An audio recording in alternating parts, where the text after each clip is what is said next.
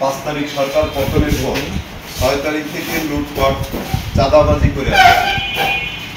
আমার পরিবার সহ এলাকার প্রতিবন্ধী রফিকুল সহ একাধিক বাড়ি ভাঙচুর, গবাদি পশু সহ ঘের লুট করছেন রাসেল বাহিনী। এদের অত্যাচারে এলাকাবাসী, বিশেষ আলিপুর গ্রামে পুলিশ কর্মকর্তা মোহাম্মদ শহীদুল ইসলামের পরিবার ও এই বাহিনী অত্যাচার থেকে রক্ষা পায়নি। সমাজের দাম্পত্য ভাইরা 5 তারিখ সরকার পতনের পর 6 তারিখ থেকে সর্বপ্রথম আলিপুর মেইন রাস্তার ডান পাশে মোহাম্মদ শহীদুল মোল্লার দোতলায় একটি বাড়ি ভাঙচুর, লুটপাট করে এবং ইলিয়াস শেখ, মোহাম্মদ কামরুল শেখ এর দোকান লুট করে এবং জোরপূর্বক দখল করে আসছে রাসেল বাহিনী।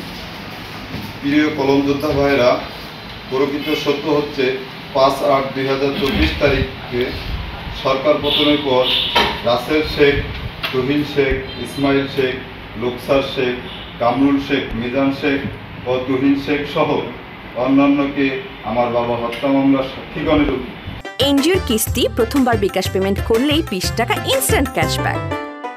সাক্ষীগণের এবং নিরীহ অসহায় দরিদ্র লোকের গরু, ছাগল, হাঁস, মুরগি, ঘের মাছ, তরি তরকারি এবং 4টি মোটরসাইকেল এবং ফ্রিজ, ঘর বাড়ি আসবাব তর্কিত হামলা চালিয়ে তাদের মারধর করে, ক্যামেরা ভাঙচুর করে। সমাজের দাম্পত্য ভাইরা, সাংবাদিকের উপর হামলার ঘটনার কচুয়া থানার মামলা হলে রাসেল বাহিনী নিজেরা ধোয়া তুলসী পাতা হিসেবে লোক দেখানো একটি মানববন্ধন করেছে আলিপুর গ্রামে। আপনাদের কাছে আমার প্রশ্ন, সাংবাদিকদের উপর হামলার ঘটনার নেট দুনিয়ায় সেই ভিডিও ফুটেজ ভাইরাল হয়েছে। রাসেল বাহিনী আমার পিতা মোজাহার মোল্লা হত্যা মামলাটি প্রত্যাহারের জন্য বিভিন্নভাবে হুমকি ব্যবহৃত রেখেছে।